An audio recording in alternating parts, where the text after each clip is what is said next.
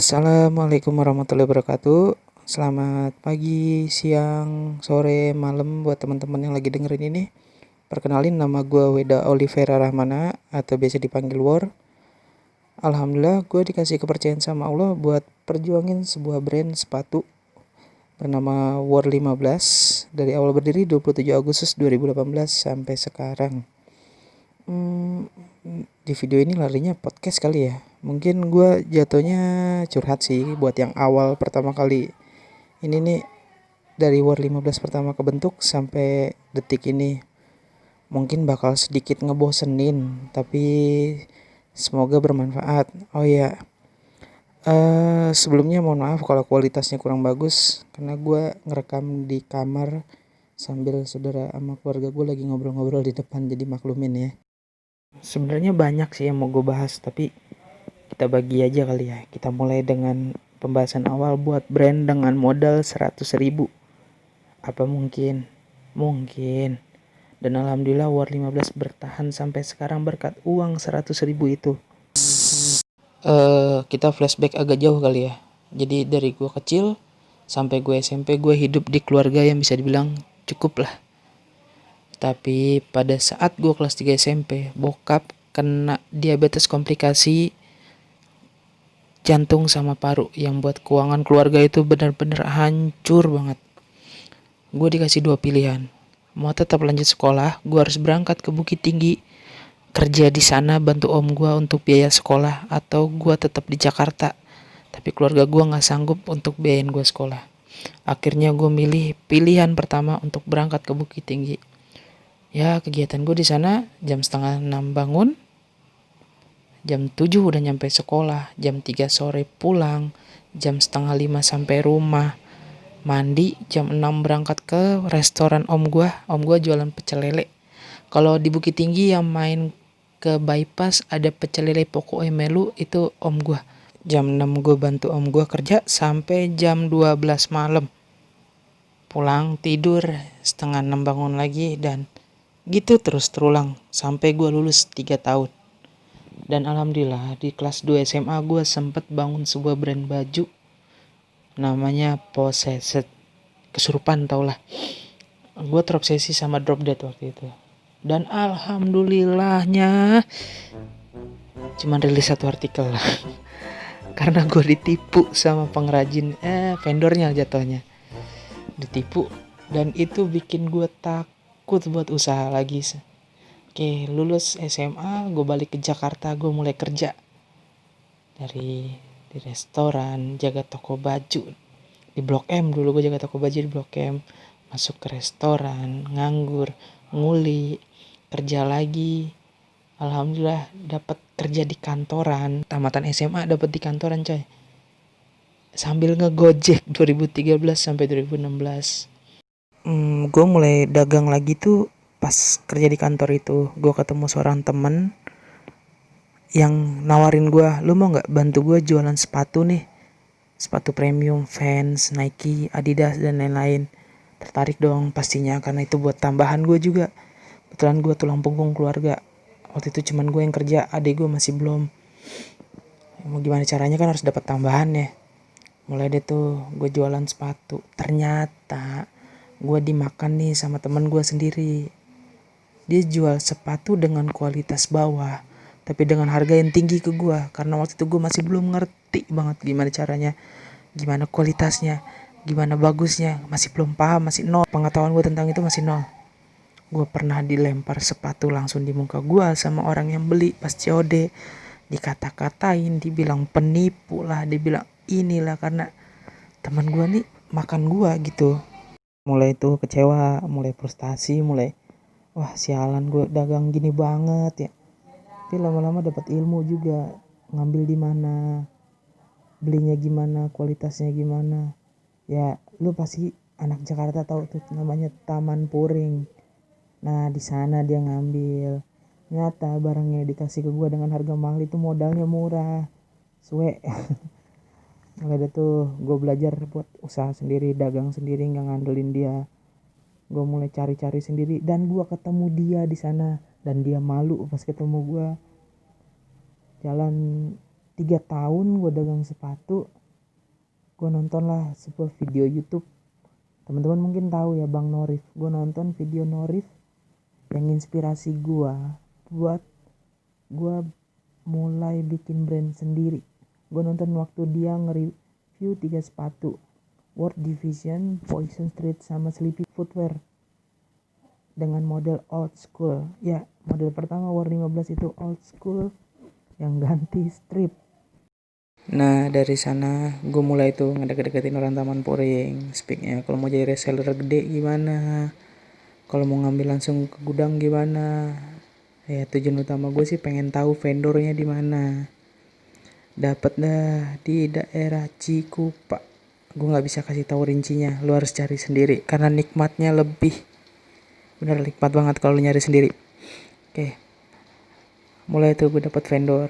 Waktu itu tanggal 26 Agustus gue ngomong ke bokap gue bilang ya gue mau bikin brand sendiri nih, Weda mau bikin brand sendiri. Gimana? Ayah gue cuma jawab mau bikin brand sendiri. Udah tahu tempatnya? Tempat bikinnya di mana? Gue bilang dapat sih, cuma daerah gedenya doang. Kalau lokasinya nggak tahu, mungkin nyari-nyari nanti. Oh ya udah, tidur sana. Itu doang yang gue dapat. Kaget dong gue, jam 8 malam suruh tidur, ngapain?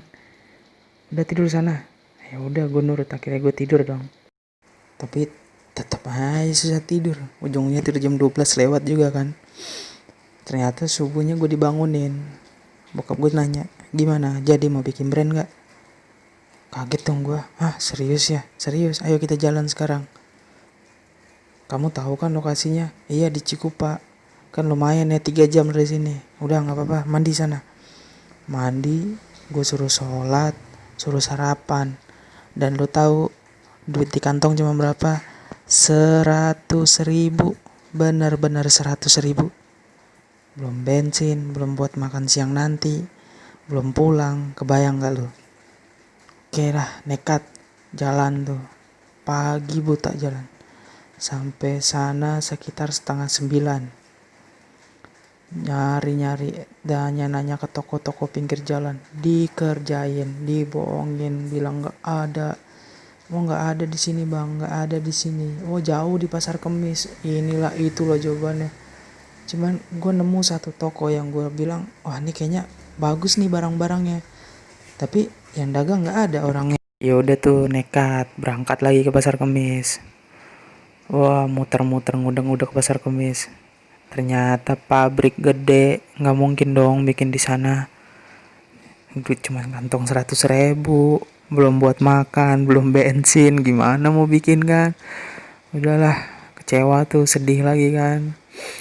Pas buat azan, gue sama bokap mampirlah ke masjid di perempatan Pasar Kemis tuh.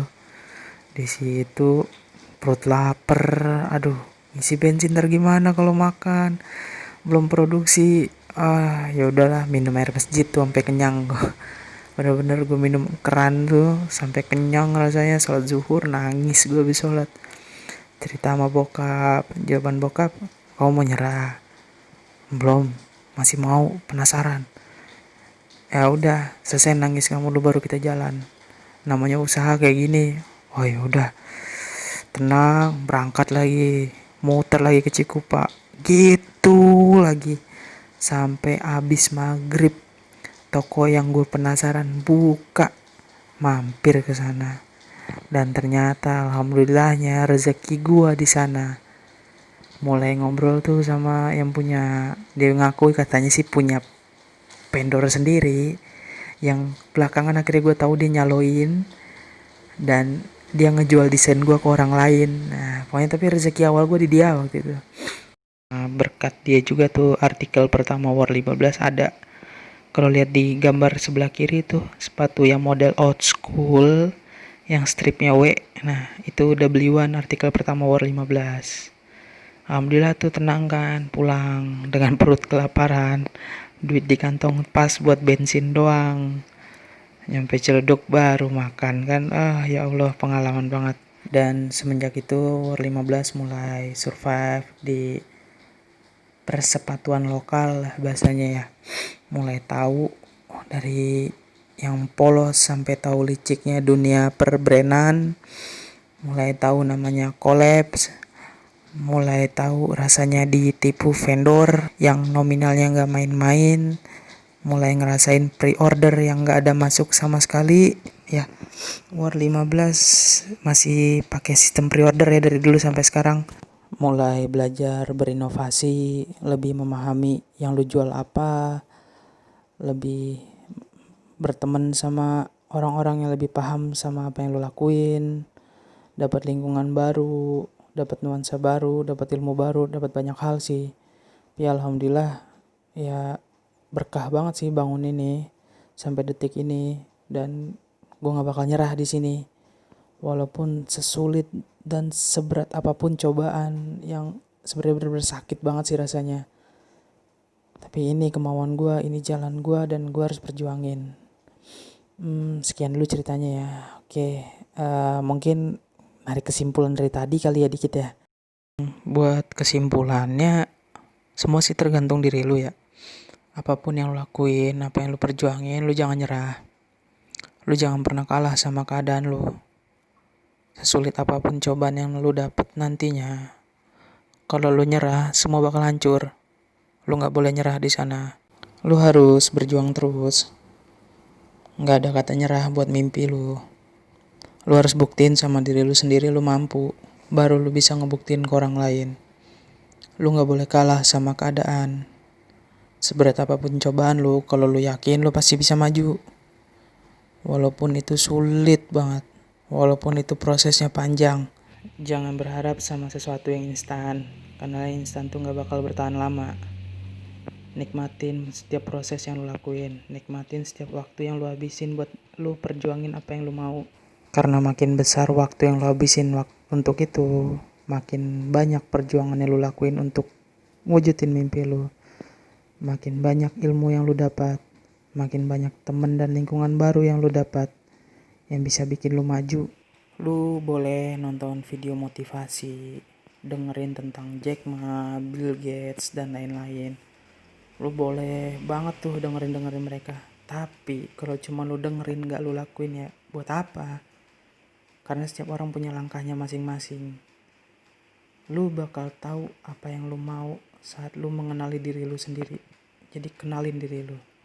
Jangan kalah sama keadaan. Jangan takut dan mikir, wah modal gue gak ada nih. Wah mahal nih. Ini nih, itu nih. Enggak, lu belum nyoba. Kalau lu gak coba, lu gak akan tahu. Setiap orang punya rezekinya masing-masing. Mungkin Allah udah garisin gue di War 15 ini. Lu bisa mungkin di makanan, fashion lah, aparel, atau apapun itu. Kalau lu gak bisa ngenalin diri lu gak akan tahu jalan lu di mana. Jadi kenalin diri lu sendiri. Lu gak salah kok kerja sama orang. Karena lu butuh modal buat usaha lu. Dan selama itu, kenalin diri lu sendiri. Cari jawaban tentang diri lu. Lu bakal nemu jalan buat lu maju apapun itu. Semangat terus. Buktiin kalau lu bisa. Buktiin dulu ke diri lu, baru buktiin ke orang lain. Ya lagi corona nih memang ngedrop banget ya. Tapi ya jangan nyerah lah. Jalan mah pasti ada. Semangat terus aja. Bismillah. Yakin. Ya gue nyemangitin diri sendiri nih sebenarnya. Mungkin ini dulu kali yang gue sampein ya. Nanti kita sharing-sharing lagi. Kalau lu mau nanya bisa langsung deh komen di bawah. Kita ngobrol nanti. Mungkin bisa jadi bahan juga buat kedepannya. Kalau gue masih banyak kesalahan di sini ya mohon maaf ya. Masih belajar.